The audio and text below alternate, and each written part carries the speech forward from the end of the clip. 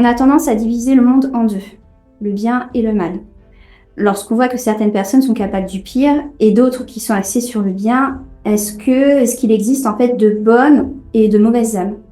Non, en soi, il n'y a pas de mauvaises âmes en fait. Il n'y a que des bonnes âmes. Par contre, des fois, les gens, ils sont pas à s'écouter, donc ils sont pas en accord avec leur âme, et du coup, ils font plutôt n'importe quoi en fait. C'est ça qui va se passer. Donc c'est soit on fait les choses de manière juste, soit on va être désaxé par rapport à ce pourquoi on est fait. Et là, du coup, on perd du temps à avancer, à améliorer la vie, et ça nous fait faire n'importe quoi. Donc en fait, c'est plus de la maladresse et de l'incohérence qu'un côté mal en fait. Est-ce que les âmes sont fabriquées et si oui, par qui? Alors non, les âmes ne sont pas fabriquées, en fait, elles sont déjà là. Donc, ce qui se passe, c'est que les âmes sont dans l'univers, et à un moment, une âme choisit de s'incarner. Elle peut s'incarner aussi bien dans un arbre que dans un être humain. Elle vit une vie qu'elle expérimente, et après, elle retourne dans l'univers pour pouvoir profiter de cette connaissance qu'elle a eue, de l'expérience de la vie qu'elle a vécue, et après, expérimenter éventuellement une nouvelle vie.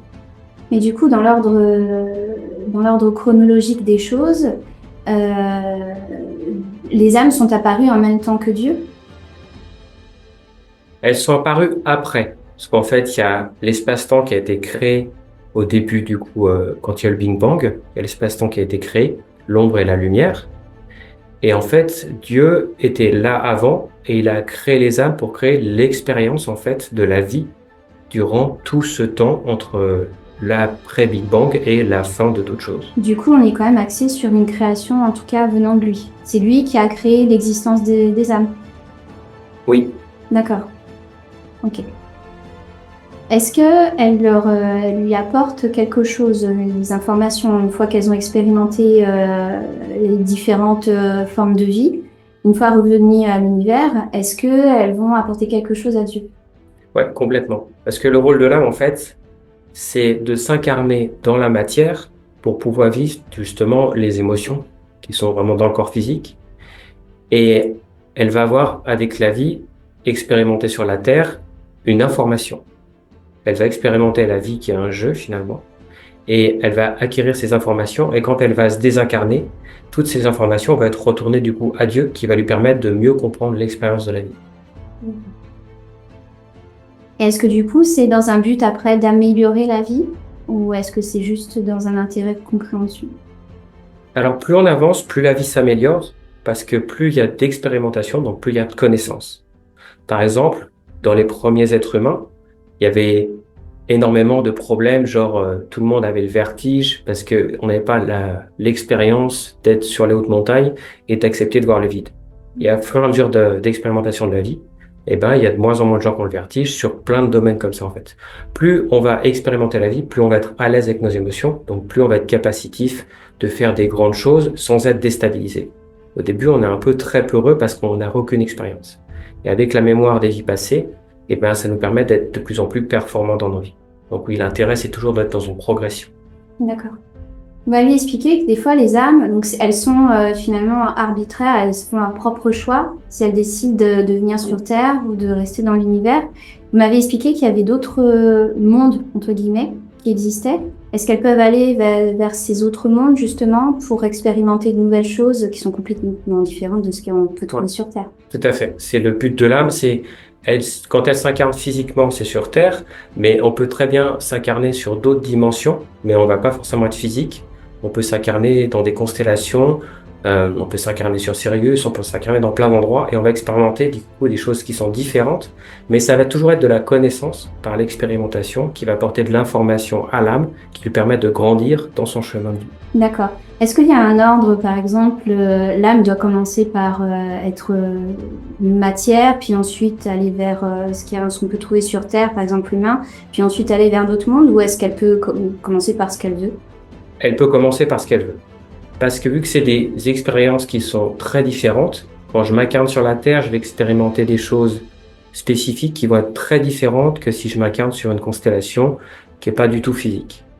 Et par exemple, je peux très bien m'incarner sur Orion et expérimenter des choses, et après je m'incarne sur Terre, et la connaissance que j'ai d'Orion va me servir sur la Terre. Tout comme on peut faire en fait l'inverse pour avoir des informations qui seraient utiles sur l'incarnation d'Orion. D'accord. Et ça peut avoir un impact en tant qu'être humain, par exemple, sur notre chemin de vie, si l'âme, elle a eu des connaissances sur Orion, et on apporte l'humain dans lequel elle s'est incarnée a tout un intérêt particulier sur justement l'espace et tout ça. Est-ce que ça va influencer justement sur son choix, par exemple professionnel ou ces choses-là, des centres d'intérêt? Oui, forcément que ça va influencer ses centres d'intérêt parce que ça va changer un petit peu sa destinée, je dirais, qui est pourquoi elle s'incarne, le rôle qu'elle a. Comme je dis toujours, on choisit pas la tête qu'on a, et ce qui fait qu'on se rend compte qu'on est fait pour telle ou telle chose dans la vie. Et selon les vies passées qu'on a fait, eh ben, ça fait en fait un cheminement où ça concorde et on comprend que ça nous apporte tel rôle plutôt qu'un autre. Tout va influencer en fait, tout ce que j'ai vécu va influencer ce que je vis et va aussi prévoir ce que je vais vivre après. Certaines personnes ont la capacité de pouvoir prétendre qu'elles se souviennent de leur vie passée.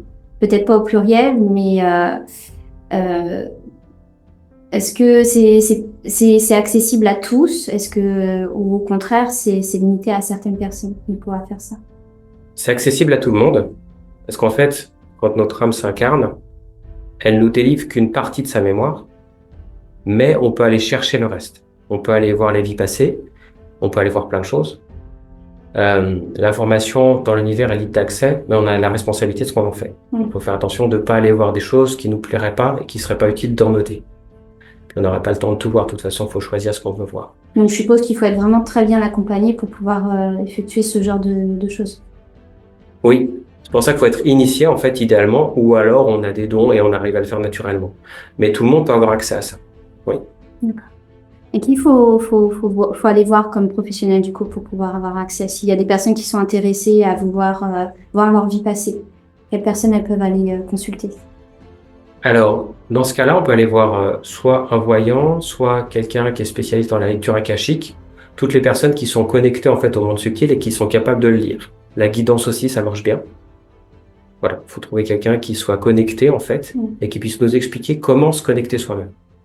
Si vous êtes intéressé, je peux faire ces lectures. Mettez-moi votre question en commentaire et puis j'y répondrai personnellement. Si cette vidéo vous a plu, n'hésitez pas à me mettre un pouce bleu et à cliquer sur s'abonner en activant la petite clochette pour ne manquer aucune des prochaines vidéos. À bientôt.